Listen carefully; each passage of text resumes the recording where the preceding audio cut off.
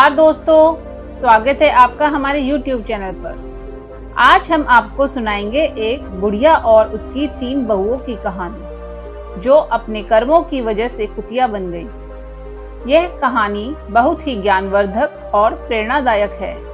तो चलिए चलते हैं कहानी की तरफ। एक छोटे से गांव में एक बुढ़िया रहती थी। उसकी 3 बहुएं और 3 बेटे थे। बुढ़िया माँ बहुत धार्मिक थी और हर दिन पूजा पाठ में समय बिताती थी। वह सुबह सुबह उठकर गंगा स्नान करने जाती और भगवान विष्णु और माता लक्ष्मी की पूजा करती थी। कार्तिक महीने में वह विशेष रूप से स्नान और पूजा करती थी।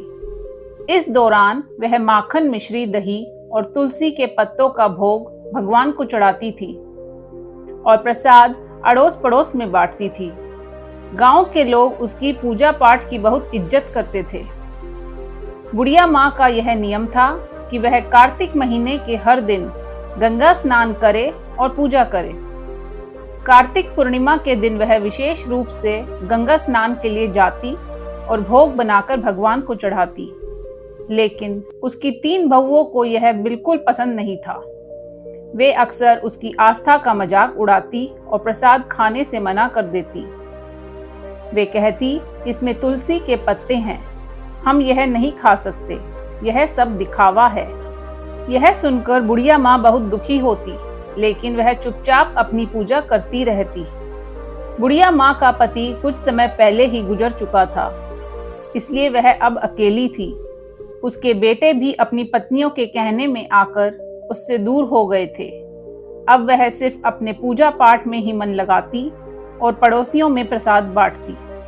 लेकिन उसकी 3 बहुओं को यह सब बहुत बुरा लगता था।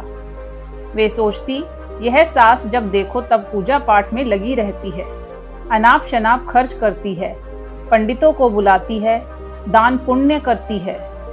अगर यह मर जाए तो अच्छा हो, कम से कम यह खर्चा तो बचेगा।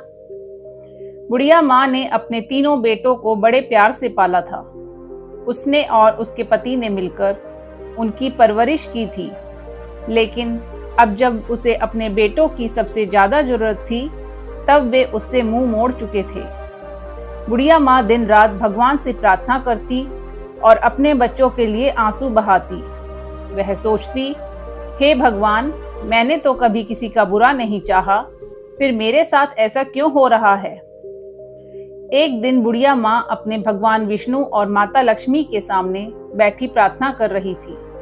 उसकी आंखों में आंसू थे और वह भगवान से कह रही थी, हे भगवान, मुझे इस दुख से मुक्ति दिलाओ, मेरे बच्चों का भला करो और उन्हें सही रास्ता दिखाओ।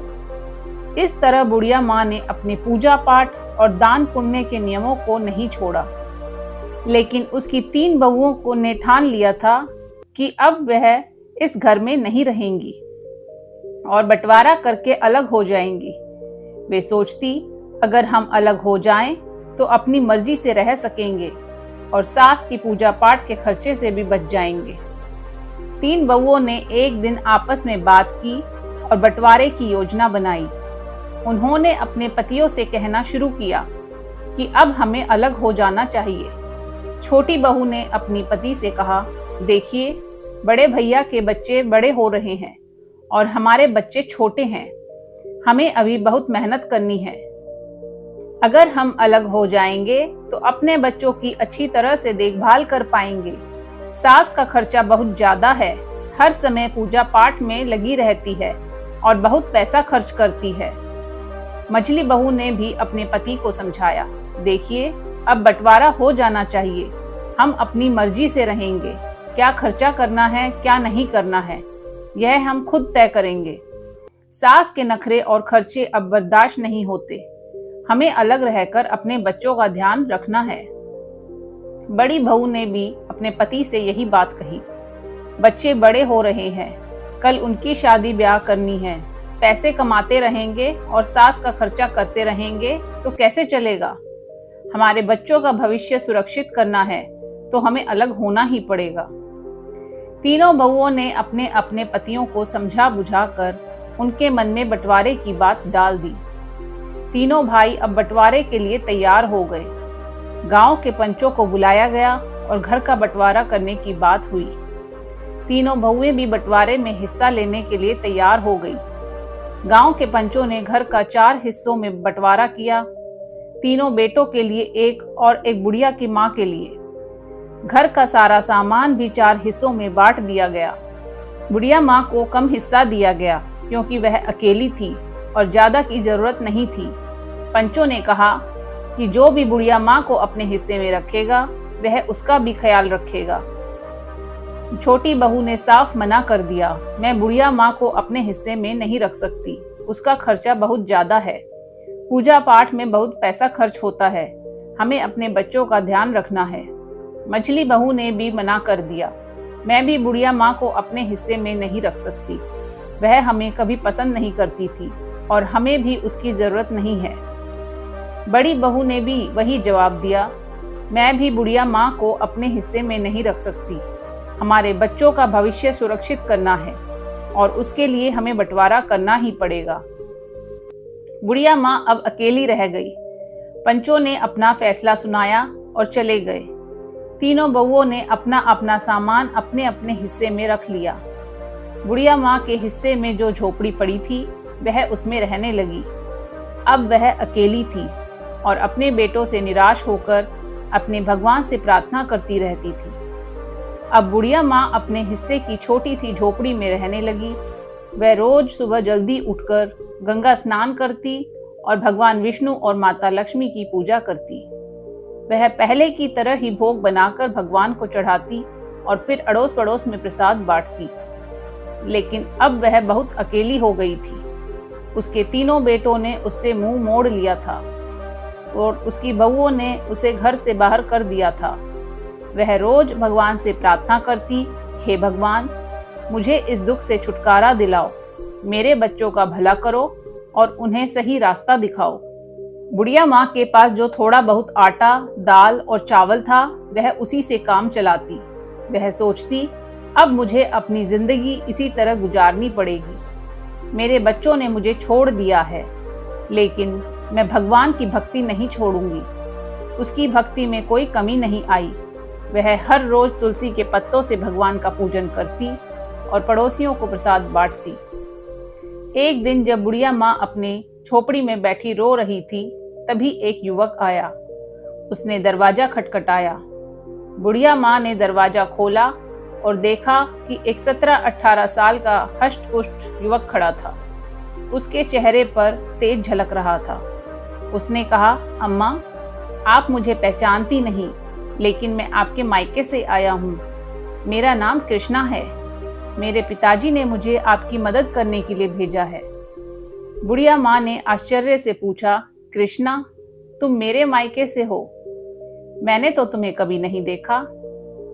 कृष्णा ने मुस्कुराते हुए कहा, हाँ अम्मा, मैं आपके भाई का पोता हूँ।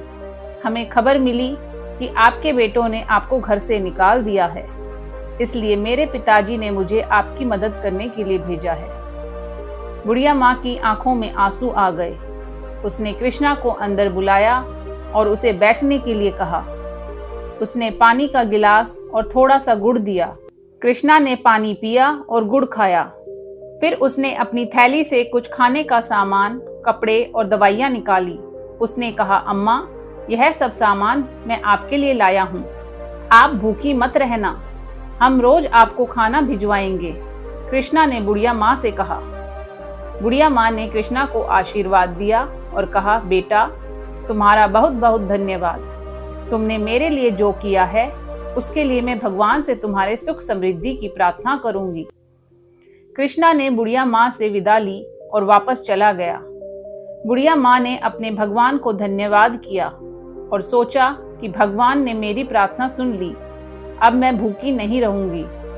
बुढ़िया माँ को अब रोज खाना मिल जाता था। वह पहले की तरह ही भोग बनाकर भगवान को चढ़ाती और पड़ोसियों को प्रसाद बांटती थी। लेकिन उसकी 3 बहुओं को यह सब देखकर बहुत जलन होती थी। वे सोचती थी, यह बुढ़िया आखिर कहाँ से इतना खाना ला रही है? इसके पास कोई कमाने वाला भी नहीं है, फिर यह इतना तंदुरुस्त कैसे हो रही है? तीनों बहुएं बुढ़िया माँ की सेहत देखकर जलती थी। वे सोचती थी कि बुढ़िया को हमने इसलिए अलग किया था ताकि वह जल्द ही भूखी प्यासी मर जाए, लेकिन यह तो और तंदुरुस्त होती जा रही है। एक दिन बउओं ने फैसला किया कि वे बुढ़िया की झोपड़ी में जाकर पता लगाएंगी कि वहां क्या हो रहा है। अगले दिन जब बुढ़िया माँ गंगा स्नान के लिए गई हुई थी, तीनों बउए उसकी झोपड़ी में घुस गई। वहां उन्होंने देखा कि झोपड़ी में दाल, चावल, आटा, मसाले, सूखे मेवे और कई तरह का अच्छा खाना रखा हुआ है। वे आपस में बातें करने लगी। यह बुढ़िया इतनी चालाक निकली। हमें लगता था कि यह भूखी प्यासी मर रही है, लेकिन यहाँ तो हर चीज का भंडार है। बड़ी बहू ने कहा, इसने जरूर हमारे घर से चोरी करके यह सब जमा किया है। हमें इसे सबक सिखाना होगा। तीनों बहुएं झोली भर भर कर सामान अपने घर ले जाने लगी। जैसे ही उन्होंने खाने का सामान उठाया, देखा कि उसमें तुलसी के पत्ते हैं। गुस्से में आकर उन्होंने तुलसी के पत्ते नाली में फेंक दिए। यह देखकर वे और भी क्रोधित हो गई और सामान उठाकर बाहर जाने लगी। तभी एक अजीब घटना घटी। तीनों बहुओं के हाथ पैर धीरे धीरे कुत्ते के पंजों में बदलने लगे। वे डर गई और चिल्लाने लगी, लेकिन कोई उनकी मदद नहीं कर पाया। कुछ ही पलों में तीनों बहुएं कुतिया बन गई। गांव में हड़कंप मच गया। बच्चों और पतियों ने जब यह देखा तो वे हैरान रह गए। बच्चे चिल्लाने लगे, मम्मी कुतिया बन गई है। पतियों को भी रोना आ गया। उन्होंने कहा, हमें माँ का इंतजार करना होगा, शायद वही कुछ हल बता सके। गांव के लोग भी इकट्ठा हो गए और सोचने लगे कि यह अनहोनी कैसे हुई। सबने बुढ़िया माँ की वापसी का इंतजार करने का फैसला किया। बुढ़िया माँ को अब अपने रोज के जीवन में थोड़ी राहत मिल रही थी। कृष्णा रोज खाना लाकर रख जाता था और बुढ़िया माँ भगवान को भोग लगाकर पहले की तरह प्रसाद बांटती थी, लेकिन उसे इस बात का कोई अंदाजा नहीं था कि उसके घर में क्या हो रहा है। इधर तीनों बहुएं कुतिया बनकर घर के आंगन में बैठी थी। उनके पतियों और बच्चों को घर का सारा काम करना पड़ रहा था।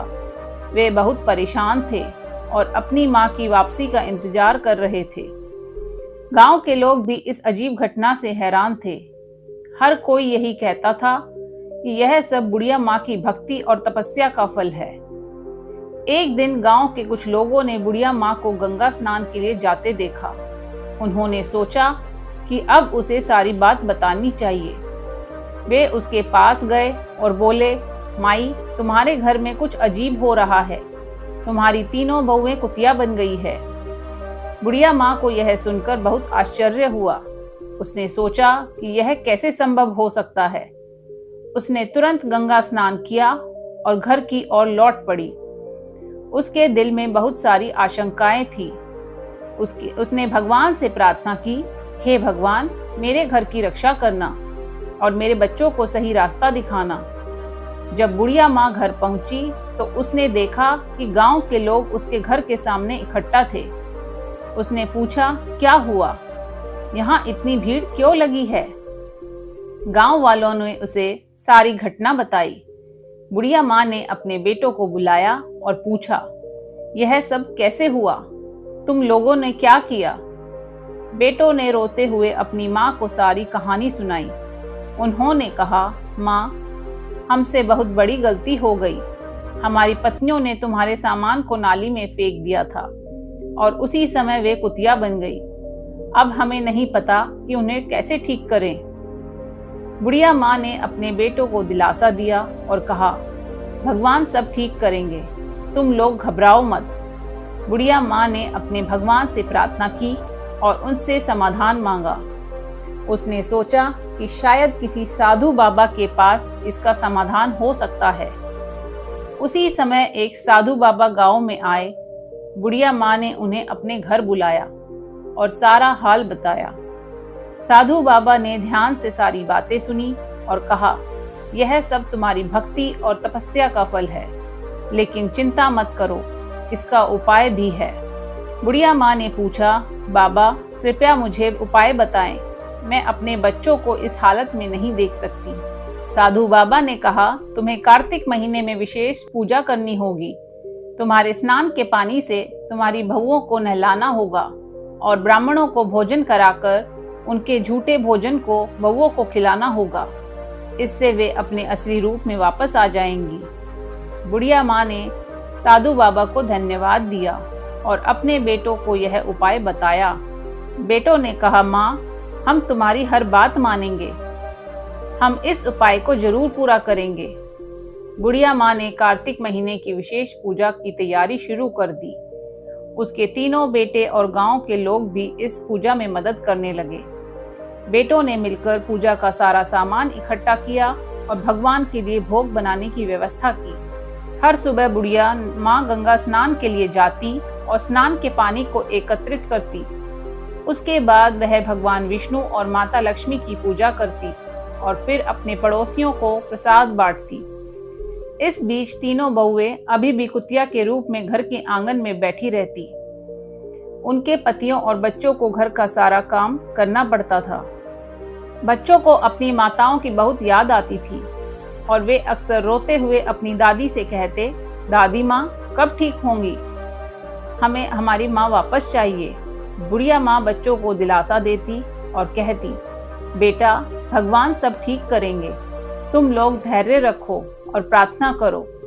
बच्चों को शांत करने के लिए वह उसे कहानियां सुनाती और उनके साथ समय बिताती। बुढ़िया माँ ने पूजा के लिए 5 ब्राह्मणों को बुलवाया। बेटों ने भी अपनी ओर से 5-5 ब्राह्मणों को बुलाया। इस प्रकार कुल 21 ब्राह्मणों को बुलाया गया। ब्राह्मणों के लिए विशेष भोग तैयार किया गया। कार्तिक पूर्णिमा का दिन आया और बुढ़िया माँ ने अपने बेटों की मदद से ब्राह्मण भोज की तैयारी की। सुबह सुबह सभी ब्राह्मणों को आमंत्रित किया गया और उन्हें विशेष पकवान बनाकर खिलाया गया। ब्राह्मण भोज के बाद बुढ़िया माँ ने सबके पैर छुए और भगवान से प्रार्थना की, हे भगवान, मेरी बहुओं को उनके पूर्व रूप में वापस लाओ। मेरे कार्तिक स्नान और पूजा का फल उन्हें मिले। ब्राह्मणों ने तृप्त होकर भोजन किया और बुढ़िया माँ को आशीर्वाद दिया। उन्होंने कहा, माई, तुम्हारी पूजा और तपस्या सफल होगी। भगवान तुम्हारी प्रार्थना जरूर सुनेंगे। ब्राह्मण भोज के बाद बुढ़िया माँ ने तीनों बहुओं को बुलाया। तीनों बहुएं भगवान के भोग का झूठा भोजन बड़े प्रेम से खाने लगी। बुढ़िया माँ ने उनके ऊपर गंगा जल छिड़का और उन्हें स्नान के पानी से नहलाया। जैसे ही गंगा जल और स्नान का पानी बहुओं के ऊपर छिड़का गया, एक चमत्कार हुआ। धीरे धीरे तीनों बहुएं अपने असली रूप में वापस आने लगी। उनके चेहरे पर पश्चाताप के आंसू थे और वे अपनी सास के पैरों में गिरकर रोने लगी। तीनों बहुएं कहने लगी, माँ, हमें माफ कर दो, हमने तुम्हारे साथ बहुत बुरा किया, हमें हमारे कर्मों की सजा मिल गई। अब हम तुम्हें कभी कोई कष्ट नहीं देंगे और हमेशा तुम्हारी सेवा करेंगे। बुढ़िया माँ ने उन्हें गले लगाया और कहा, बेटा, भगवान ने तुम्हें माफ कर दिया है। अब तुम लोग सच्चे दिल से भगवान की भक्ति करो और अपने कर्मों को सुधारो। तीनों बहुओं ने अपनी सास से वादा किया कि वे अब हर साल कार्तिक स्नान और पूजा करेंगी और कभी भी बुढ़िया माँ का अपमान नहीं करेंगी। इस तरह पूरे परिवार ने मिलकर भगवान की पूजा की और प्रसाद बांटा। तीनों बहुओं के अपने असली रूप में वापस आने के बाद घर में एक नई ऊर्जा और शांति का माहौल बन गया। बुढ़िया माँ की भक्ति और तपस्या ने पूरे परिवार को एक नया जीवन दिया था। अब सभी मिलकर भगवान की पूजा करते और कार्तिक स्नान की महिमा को समझते थे। बुढ़िया माँ ने अपने बेटों को और बहुओं को सिखाया कि भक्ति और सेवा का महत्व क्या होता है। उसने कहा, देखो बेटा, भगवान की पूजा और सेवा से हमें सच्चा सुख और शांति मिलती है। हमें हमेशा सच्चे दिल से भक्ति करनी चाहिए और दूसरों की मदद करनी चाहिए। बड़ी बहू ने कहा, माँ, हम अब समझ गए हैं कि भगवान की पूजा का क्या महत्व है। हम हर साल कार्तिक स्नान करेंगे और भक्ति से जीवन जिएंगे। मझली बहू ने भी अपनी सास से कहा, माँ, हमें माफ कर दो, हमने तुम्हारे साथ बहुत गलत किया। अब हम तुम्हारी सेवा करेंगे और तुम्हारे साथ मिलकर भगवान की पूजा करेंगे। छोटी बहू ने भी अपनी सास से वादा किया, माँ, अब हम सब मिलकर रहेंगे और कोई भी तुम्हें कभी तकलीफ नहीं देगा। हम हर साल कार्तिक स्नान और पूजा करेंगे। बुढ़िया माँ बहुत खुश हुई और अपने बच्चों को आशीर्वाद दिया। अब घर में सब मिलजुल कर रहने लगे। अगले साल कार्तिक पूर्णिमा के दिन पूरे परिवार ने मिलकर विशेष पूजा का आयोजन किया। घर को सजाया गया और भगवान विष्णु और माता लक्ष्मी की विशेष आराधना की गई। तीनों बहुएं सुबह सुबह उठकर गंगा स्नान के लिए गई और स्नान के बाद भगवान का भोग तैयार किया। बुढ़िया माँ ने सभी को सिखाया कि कैसे तुलसी के पत्तों का उपयोग करना है और भगवान का भोग लगाना है। उसने कहा, तुलसी के पत्तों में दिव्य शक्ति होती है और भगवान को यह बहुत प्रिय है। हमें सच्चे मन से पूजा करनी चाहिए और भगवान का भोग लगाना चाहिए। तीनों बहुओं ने पूरी श्रद्धा के साथ पूजा की और भगवान का भोग लगाया। उसके बाद सभी ने मिलकर प्रसाद बांटा और गांव के लोगों को भी बुलाया। गांव के लोग भी बुढ़िया माँ की भक्ति और तपस्या की तारीफ करने लगे। भगवान की कृपा से अब परिवार में सुख और समृद्धि आने लगी। तीनों भाइयों का व्यापार अच्छा चलने लगा और घर में खुशियों का माहौल बन गया। अब तीनों बहुएं भी अपनी सास की सेवा में लगी रहती और हर काम में उनकी मदद करती। तीनों भाइयों ने अपनी माँ से वादा किया कि वे अब कभी भी उसे अकेला नहीं छोड़ेंगे और हमेशा उसकी सेवा करेंगे। वे सब मिलकर हर त्योहार और विशेष अवसरों पर भगवान की पूजा करते और प्रसाद बांटते। बुढ़िया माँ का जीवन अब पूरी तरह से बदल चुका था। उसकी भक्ति और तपस्या ने पूरे परिवार को एक नई दिशा दी थी। अब सब मिलकर भगवान की आराधना करते और जीवन में सुख शांति पाते। एक दिन बुढ़िया माँ ने अपने बच्चों और बहुओं को बुलाकर कहा, बेटा, भगवान ने हमारी प्रार्थना सुनी है और हमें सुख शांति दी है। अब हमें हमेशा सच्चे मन से उनकी भक्ति करनी चाहिए और दूसरों की मदद करनी चाहिए। इससे हमारा जीवन सुखमय बनेगा। तीनों बहुओं और बेटों ने अपनी माँ की बात मानी और हमेशा भगवान की भक्ति और सेवा में लगे रहे। अब घर में हमेशा खुशियों का माहौल बना रहता और सब मिलजुल कर रहते। इस तरह बुढ़िया माँ की भक्ति और तपस्या ने पूरे परिवार को एक नई दिशा दी और भगवान की कृपा से उनके जीवन में सुख, शांति और समृद्धि आ गई। इस कहानी से हमें यह सीखने को मिलता है कि भक्ति, सेवा और सच्चे मन से की गई प्रार्थना हमेशा फलदायी होती है। भगवान अपने भक्तों की सच्ची भक्ति को कभी निराश नहीं करते और उन्हें सुख